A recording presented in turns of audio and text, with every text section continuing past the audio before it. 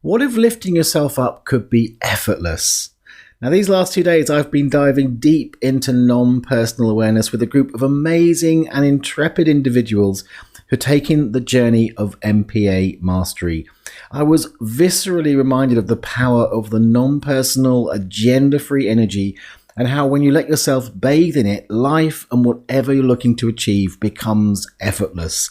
So, in this episode, I'm inviting you to contemplate some non-personal notions and see where that takes you. So these 7 contemplations give you an opportunity to experience what it's like to effortlessly raise your vibration. Hit it, Kim. Welcome to the Be a Brilliant Human podcast. You're in the right place if you're a growth-seeking being who acknowledges the challenges and delights of your humanity on the path to an ever more conscious life. If you want to feel inspired to love and accept yourself, to feel free to be and express you in all your brilliance, if you want to truly value yourself and others and feel energized and alive both at home and in the world, then sit back and take a breath as you explore and grow the brilliance of your beautiful human self with your host, the father of non-personal awareness and creator of the NPA process, Joel Young. Hello, and welcome to the Be a Brilliant Human podcast with me, Joel Young. I am delighted that you're here. We are on episode number 88, which means if you want to have a look at the show notes, you can just go to www.beabrillianthuman.com/88. And welcome if you're brand new. What a great episode to start on. 7 effortless contemplations to raise your vibration. And speaking of NPA and non-personal awareness, the best doorway into non-personal awareness, beyond these wonderful contemplations I'm sharing today, is to go ahead and get the NPA process, which you can grab for free. You can do it via those show notes or really in many places on the beabrillianthuman.com website. Or you can go to the main NPA website, which is joelyoungmpa.com, and you'll find a link to it there. So before we get into these 7 contemplations, I thought it's worth saying, why am I using the word contemplation? Well, the thing about simply contemplating and meeting any perspective as a notion, and, all we really have is notions about the mystery of life, right? Is that it invites an opening without agenda. Now, agendalessness, which if you've been listening to the show for a time, I mention it all the time because it's really at the heart of NPA. And, it's really a beautiful paradox that so much power becomes available as you loosen the grip of knowing and control and allow the discovery to begin. So the reason I'm doing it that way is I'm not trying to convince you of the truth of any of these statements. They are literally notions, and this literally is an invitation for you to contemplate them. So how I'm going to do it is I'm going to give you each one and offer a bit of my perspective on it. Then I'll literally invite you to contemplate it. I'll leave a little bit of space, and then rather than use the usual in-between parts music, which might be interrupted to the process, I'm going to use a chime. So there'll be a chime between each one. So assuming that you're in a safe place to do that, the way to do this is simply take a breath, close your eyes, and just ponder it. Try it on for size and see where it takes you. Again, if you want to go with it, you could pause between each of the contemplations, then move to the next one. And also, I'm going to put them in the show notes, so you could always go there later and read them rather than listen, if that works better for you. Sometimes it gives you the space to just sort of look at it, read it, close your eyes, take a breath, and ponder it for a while, rather than doing it as you go along. Whatever works for you. Even if you just spend a minute on each, it really could have a profound impact on your vibe. Of course, longer would be awesome, but whatever you do, think of it as a gift to yourself. So let's get into it. So contemplation 1 is, this is what perfection looks like. So perfection, it's not about that happy, clappy, la-la land in permanent stasis. I think often we think of perfection as being some rosy, glow-filled idea of existence. The way I would think about it is it's about divine order. everything in the universe exactly where it's meant to be, which is where it is in each moment. As one of my favourite teachers of inner peace, Byron Katie, puts it, she calls it reality. Now, for you in your experience, that could be up, it could be down. It's just some coordinate within the constant motion of life. So when you ponder and contemplate this, it's pondering and contemplate, which is the emphasis here. Remember, I'm not trying to convince you, or don't try to convince yourself. The thing to do here is just to open up to the possibility without an agenda and see what happens. So whatever it is that you're doing right now, or whatever state you're in, I invite you to contemplate the notion that this, whatever you're experiencing right now, is what perfection looks like.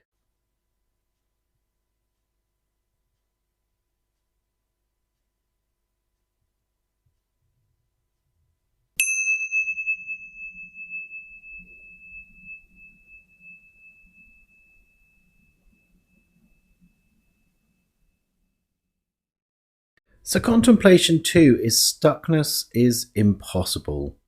Now, I love a bit of quantum physics. And it's quantum physics where I go for this one. The idea that stuckness is impossible is a really useful notion to contemplate anytime you feel stuck. Now, why does quantum physics help us? Well, it tells us that everything is energy, and that energy exists in waves, and that waves are in constant motion.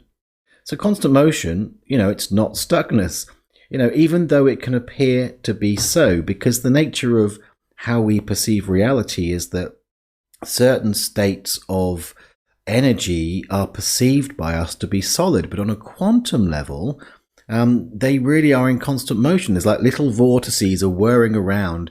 Everything is constantly moving. I've heard a definition of life. I think it was Bruce Lipton, and he was working on a molecular level.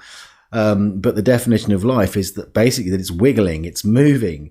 Life is movement, and everything on that very deep quantum level is constantly in motion. So contemplating this idea is very powerful for helping us to expand our sense of stuckness into the fact that everything always is in motion.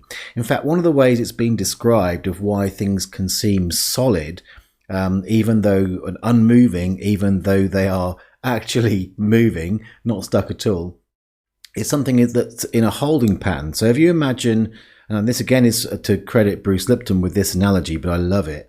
Imagine there was a cyclone, a twister, but it was invisible because it was completely devoid of dust.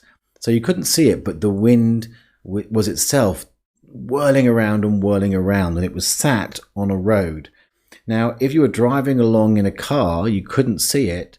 You would suddenly hit an invisible wall because the force of the wind, the moving energy, would be enough to you'd smash the car into it. And that's kind of what's happening at a quantum level in all of our experience of what is solid, or even if it's fluid, it's got that solidity about it. Everything is in constant motion. And if you take that notion and apply it to our lives, we can see that sometimes when we feel stuck, it's not necessarily that there's stuckness is here. It's that there is just a motion that is repeating itself. Nevertheless, we are not fundamentally stuck. So I invite you to contemplate the notion that at a quantum level, everything is in constant motion. Stuckness fundamentally is impossible.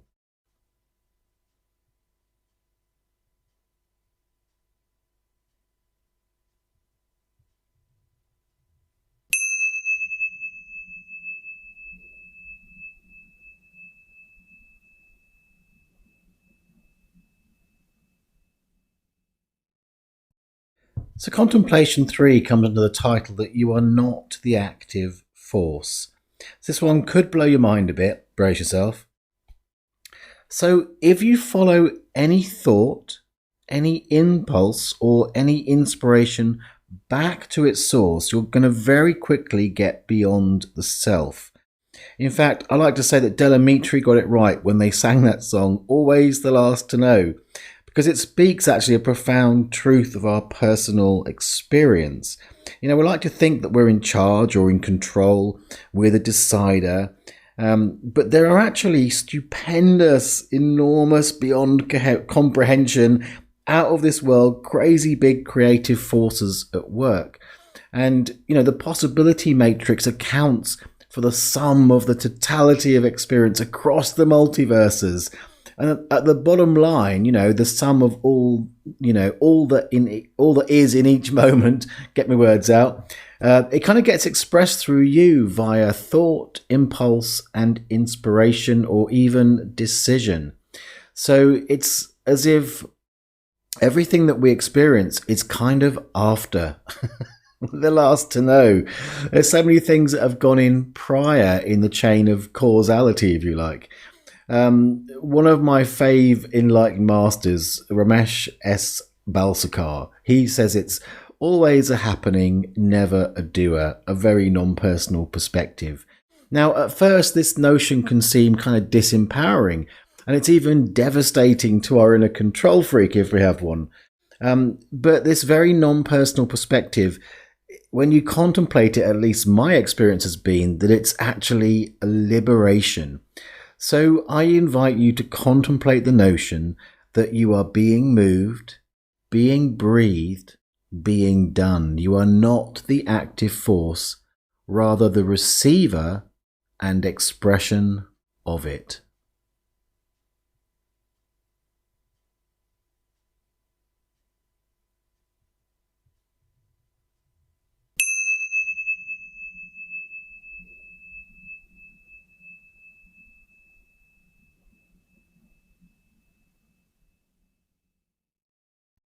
So contemplation 4 I've called Children of God. Now, sit with this one, especially if your road to healing or your path to awakening finds you judging, belittling, or labeling as less spiritual, or you're attempting to rid yourself of any particular experience or aspect of yourself. So the equality of all experiential states, be they labeled ego or enlightenment, is kind of a core non-personal awareness philosophy, if you like. But, using this one, you can see how that notion feels for yourself. So I guess it's worth mentioning the G word. Children of God. Oh no, it's the God thing. Well, my reference for God is that it's the totality, the sum of all existence and non-existence. So it's not distinctly allied to any particular religious story of a God. If that word's an issue, just change it. Change it for something else, the universe, or whatever you feel to be the source of all. But the essence of this non-personal contemplation is the equality of all experience. Because if you're in experience at all, it's all the same. There's different facets of it, but fundamentally their value is the same. Whether you're experiencing wide, wonderful states or narrow states, what we tend to do is make one better than the other. Now, I understand. This one feels a bit crap. This one feels really yummy. I'm not talking about preferences. I'm talking about the fundamental value of each.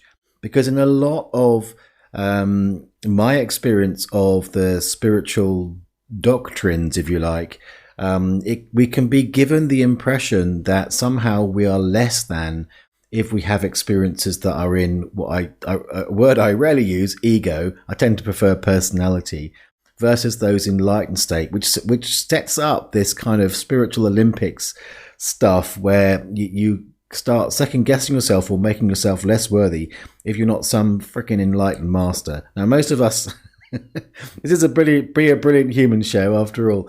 Most of us in this world are here to live a very we're not living in caves in that state. I'm not saying that you can't exist generally in wonderful, expanded states, or even have powerful, wonderful perspectives that are kinder on your system than others. But this contemplation, this Children of God contemplation, is one that, again, I'm offering you my experience to find out for yourself in a moment, is one where I found it a very healing perspective to sit in, where it can allow you to sort of drop the judgment of any particular state one way or the other. So, I invite you to contemplate the notion that your ego and your soul are sibling children of God, loved equally and unconditionally.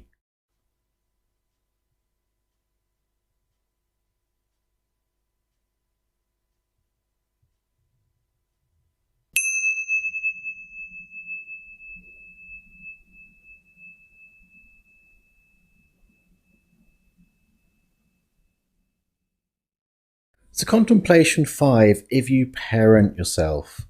So in many years of self-healing and work with countless clients, time and again I find that a lot of the painful behaviors are born from what you might call child consciousness or young identities, and they're looking for something, be it love, protection, acknowledgement, understanding, all these kind of things. And that child energy tends to seek parental energy, seems to be the natural order of things. And yet what we seem to do is we personalize that parental energy and therefore limit its origin to our parents or carers. So if the flow of parental energy through these fine people is shaped in a way that didn't connect with our various child energies, then that unmet need is generated.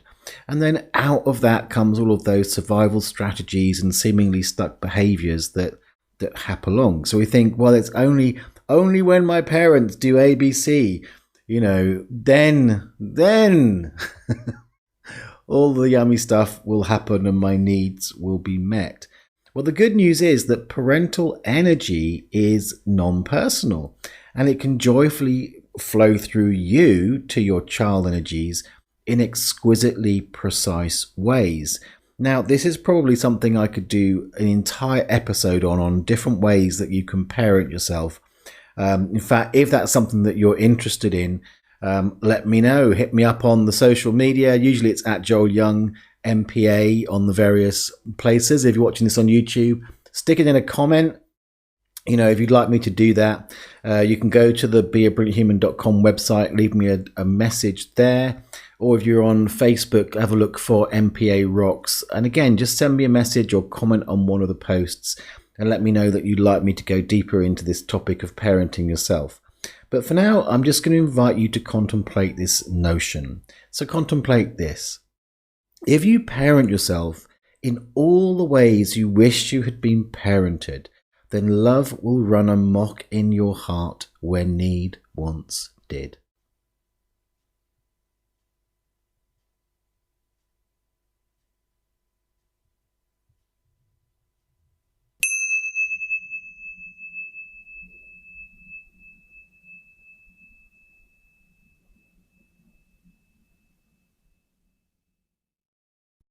So contemplation 6 is that your mind just opened.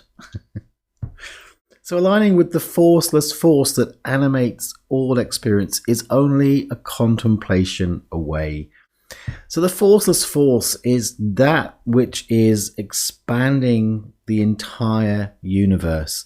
Again, going back to quantum physics, this is what we're beginning to really discover, is that at a physical and quantum level, everything is constantly expanding, and your mind is part of that. So sometimes when we feel like our mind is closed, this contemplation can be really useful, just to contemplate that we're part of this and we're affected by this expanding force. So in every single moment, from that perspective, it'd be true to say that your mind just opened. So I invite you to contemplate the notion. Your mind just opened a little bit wider. Your breath just got a little bit deeper, and a quiet ease just crept silently into your soul.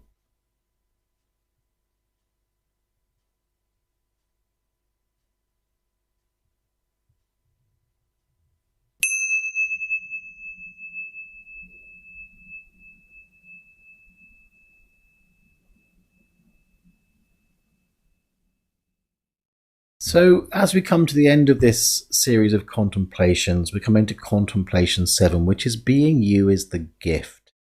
In fact, being you is the greatest gift you can offer the earth. So that begs the question, so what is you? Who are you? What does being you look like? Now, there's lots of standard spiritual answers to these questions. I am everything. I am nothing. I am a spiritual being in a human body, yada, yada, yada. Okay. So I find in so much of my work, and certainly the non-personal work, and it was really highlighted this one in the last couple of days on the Mastery course, was that much of our confusion about who we are specifically is because of all those agendas. The agendas we have about who and what we're supposed to be based on somebody else's dogmatic idea, or the agendas around us that we get given all the time, all day, these opinions, these ideas of who we're supposed to be or what makes us good or bad or up or down or left or right, all of these things. So in this contemplation, I'm inviting you to come at it without the baggage, which is like saying come at it without an agenda. And so in this, you just get to discover what that you happens to be in the context of this moment right now. And so obviously, as we come to the end of this with Contemplation 7, I'm going to invite you to contemplate the notion that being you is the greatest gift you can offer the earth.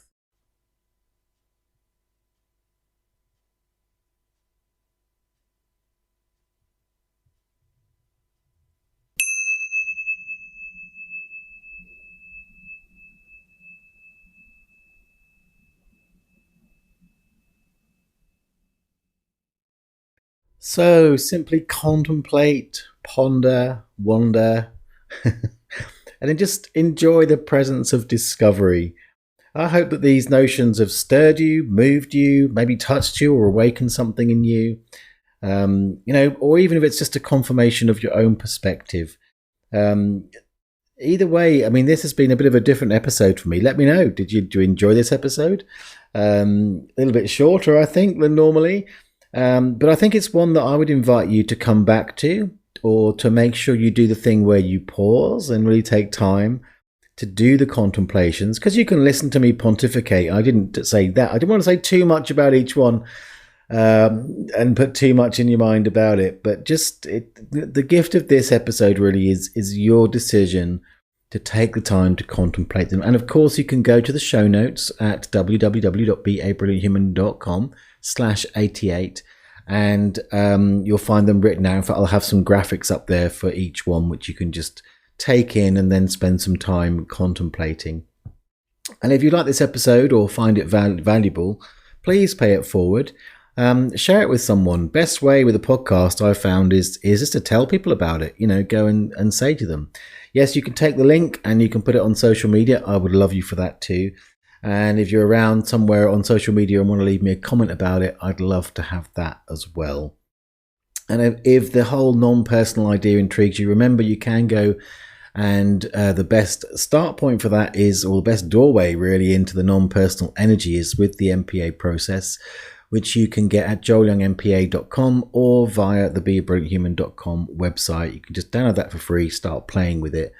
And if it resonates, if you find that you get wonderful, miraculous experiences with it, which lots of people do, then it's worth diving deeper into the training, and much deeper. If you decide to come on the whole track and end up coming down to becoming a practitioner and doing the mastery, then you're going to get super deep into non-personal, which is fantastic. All right, I think that's it for me. Have a fantastic week. I'll see you next time. And all that remains is to cue the moo.